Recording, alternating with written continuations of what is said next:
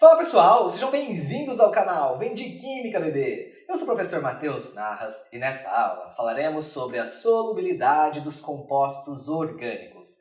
A gente já estudou solubilidade dos compostos inorgânicos. Se você tem acompanhado aí as minhas playlists, vai se lembrar que uma substância, quando ela é molecular, se ela for polar, ela vai se dissolver bem em solventes que são polares.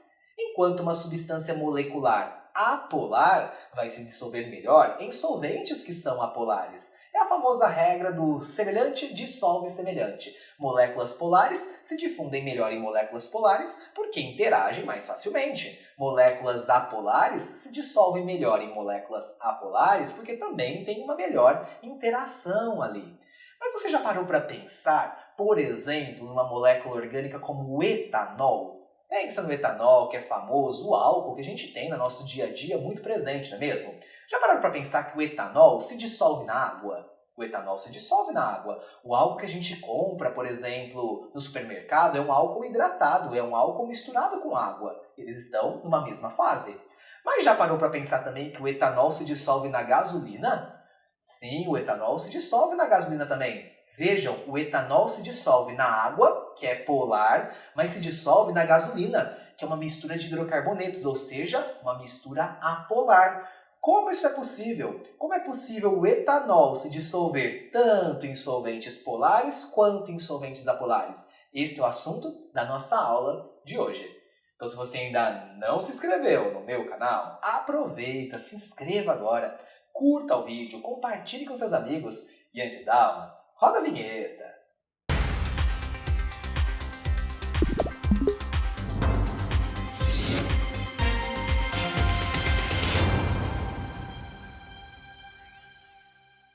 Como isso é possível, galera? Como é possível o etanol se dissolver tanto em solventes polares quanto solventes que são apolares? Vamos analisar a estrutura do etanol? Tá aí na tela para vocês uma molécula de etanol. Bom, a gente sabe que o etanol existe uma função orgânica nele, né, que é a função álcool. Se na função álcool a gente tem um elemento muito eletronegativo, que é o oxigênio, concordam comigo que nessa região que eu estou circulando aqui, há formação de um polo? Porque o oxigênio puxa os elétrons, tanto do carbono quanto do hidrogênio, formando um polo negativo aqui, enquanto o hidrogênio acaba ficando positivo, não é mesmo? Só que se a gente for analisar todo o resto dessa molécula, quando eu falo todo o resto, é tudo isso aqui, é composto apenas por átomos de carbono e por átomos de hidrogênio. Se você estudou a primeira aula dessa playlist, você vai se lembrar que hidrocarbonetos são apolares. Ah, professor, mas isso não é um hidrocarboneto, isso é um álcool. Realmente, isso é um álcool. Lá na região onde está a função álcool, a gente tem a formação de polos. Mas você concorda comigo que no resto da molécula só há carbono e hidrogênio? E só há carbono e hidrogênio? Existe uma região que não tem formação de polos. Isso acontece muito na química orgânica, pessoal. Como as moléculas normalmente são muito extensas, às vezes você tem moléculas que têm regiões polarizadas e regiões sem polo algum. É o que acontece, por exemplo, nessa molécula. Concordam comigo que a região onde está a função álcool é uma região polarizada? É uma parte onde tem polos. Já a região em que só tem carbono e hidrogênio é uma região sem polos, é uma região apolar. É por esse motivo que essa molécula, essa substância, se dissolver tanto na água quanto na gasolina, porque ela tem regiões que interagem com a água e tem regiões que interagem com a gasolina. Essas regiões, a gente pode dar nomes para elas. Por exemplo, essa região que é polar, a gente pode falar que é uma região hidrofílica.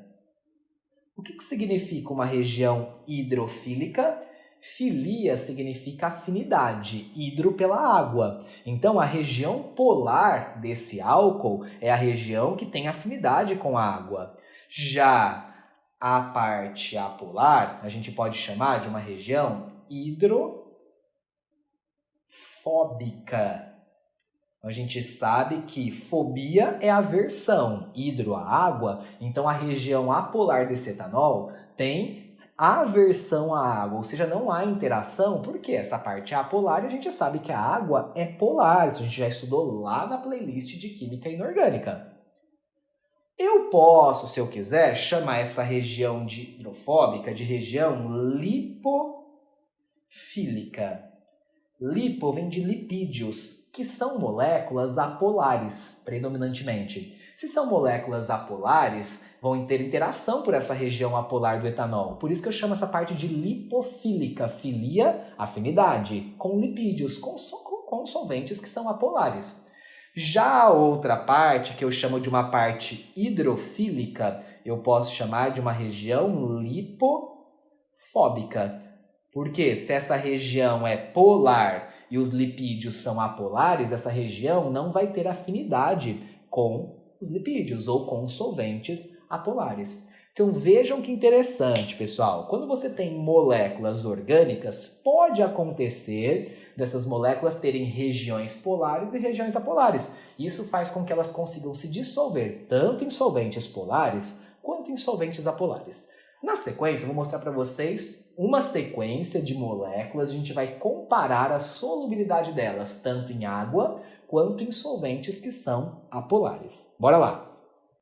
Galera, vamos comparar esses 4 compostos, 4 álcoois. O metanol, o etanol, o propan-1-ol e o butan-1-ol. Todos são álcoois, todos têm uma região que gera polos para essas moléculas, concordam? Porque a região onde está a função álcool tem uma grande diferença de eletronegatividade entre o oxigênio e o hidrogênio e também entre o oxigênio e o carbono que ele está ligado, gerando regiões que são polarizadas para essas moléculas, concordam? O que eu escrevi aqui amarelo, com certeza são regiões que são polares.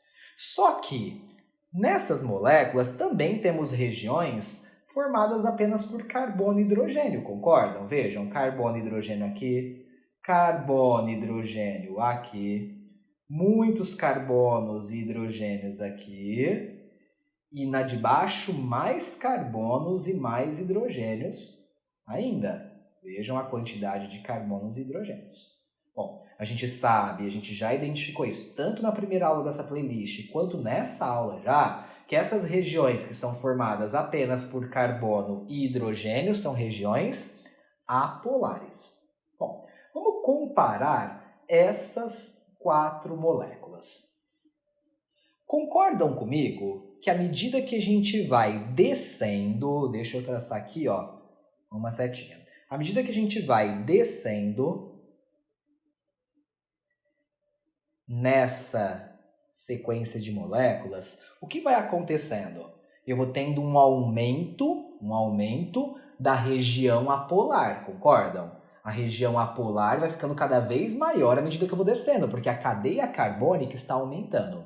Se à medida que eu estou descendo, a região apolar está aumentando, enquanto a polar está se mantendo fixa ali, né, com o mesmo tamanho, o que acontece? As moléculas que estão mais abaixo têm mais afinidade com solventes apolares, concordam? Por quê? Porque existe uma região apolar maior, então eles vão conseguir interagir melhor com solventes apolares. Já na molécula lá de cima, é o contrário. A região apolar é bem pequenininha. Ela é quase do mesmo tamanho da região polar. Então, o que eu posso dizer aqui é que à medida que eu desço nessa sequência, eu tenho um aumento da solubilidade. Em que tipo de solvente? Aumento da solubilidade em solventes apolares. Ou, se você preferir, você pode dizer que você tem uma diminuição da solubilidade em solventes que são polares, que é exatamente o contrário, não é?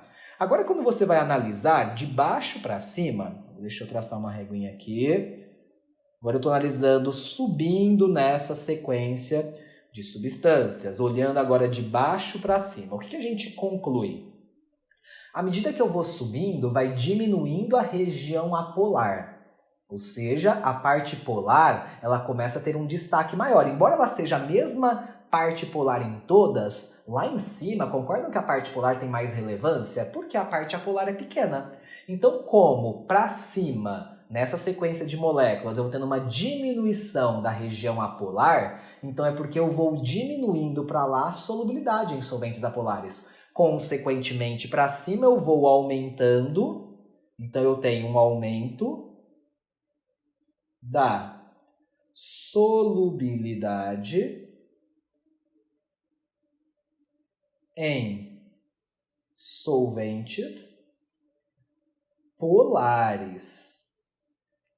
Onde eu quero chegar? O tamanho da cadeia carbônica afeta a solubilidade das substâncias. Quanto maior é a cadeia carbônica, maior é a solubilidade em solventes que são apolares. Quanto menor a cadeia carbônica, em comparação aqui com as outras, não é? Menor é a solubilidade em solventes apolares, consequentemente maior a solubilidade em solventes polares. Então, pessoal, vejam que interessante. Na orgânica, normalmente as substâncias conseguem se dissolver tanto em solventes polares quanto apolares. É lógico que algumas se dissolvem melhor em solventes que são polares porque a região polarizada ou as regiões polarizadas são grandes. Já aquelas moléculas que se dissolvem melhor em solventes apolares, se dissolvem assim porque provavelmente a região apolar dessa molécula se sobressai em relação à região que é polarizada. Isso é muito comum, por exemplo, nas vitaminas. Lá na biologia, se vocês estudam, por exemplo, vitaminas hidrossolúveis e vitaminas lipossolúveis, tá aí a explicação. Vitaminas hidrossolúveis são aquelas que se dissolvem melhor em água, hidrossolúveis. Já as vitaminas lipossolúveis se dissolvem melhor em solventes apolares, por isso lipo de lipídios. Então, pessoal, eu vou mostrar para vocês na sequência algumas vitaminas, mas a ideia é que a gente olhe para as estruturas dessas vitaminas e consiga perceber o porquê que elas são ou hidrossolúveis ou lipossolúveis. Vamos lá? Temos aqui, galera, a estrutura, ou as estruturas de 4 vitaminas. A vitamina A, a vitamina C, a vitamina B9 e a vitamina B2. Vamos avaliar essas estruturas e vamos analisar se elas são hidro ou lipossolúveis. Por exemplo, a vitamina A. Concordam comigo que ela tem uma função orgânica bem aqui na extremidade da direita? Eu tenho um OH. Isso gera para essa molécula a formação de um polo ali. Mas concordam comigo, galera, que todo o resto dessa molécula é somente formada por átomos de carbono e de hidrogênio? Ou seja, eu tenho aqui uma molécula que é super apolar. Justamente por quê? Deixa eu só mudar um pouquinho a cor aqui, porque ficou muito escuro. Eu tenho a formação de um polo lá na extremidade direita, mas olha o tamanho desse polo perto de todo o resto da cadeia carbônica. Com certeza, a região apolar é muito maior, concordam? Se a região apolar é muito maior, a vitamina A deve ser uma vitamina que se dissolve melhor em solventes apolares. Portanto, eu posso dizer que essa vitamina é uma vitamina lipossolúvel. Olha a diferença para a vitamina C. Vejam na vitamina C quantas funções com átomos eletronegativos eu tenho. Eu tenho um oxigênio aqui que puxa os elétrons, eu tenho um OH aqui, eu tenho OH aqui, eu tenho OH aqui, eu tenho OH aqui, eu tenho um O aqui. Esse monte de átomos bastante eletronegativos vão gerando para todas as regiões dessa molécula polos. Então eu posso dizer que essa vitamina, a vitamina C, tem regiões bem polarizadas ao redor de toda a cadeia.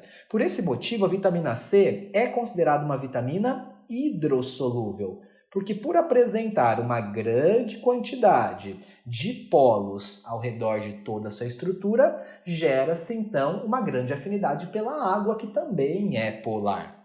Vamos analisar agora a vitamina B9. A vitamina B9, pessoal, eu tenho aqui um oxigênio aqui, eu tenho oxigênio aqui, eu tenho um pouquinho de oxigênio aqui também, eu tenho um nitrogênio aqui que puxa bastante elétrons, eu tenho um oxigênio aqui.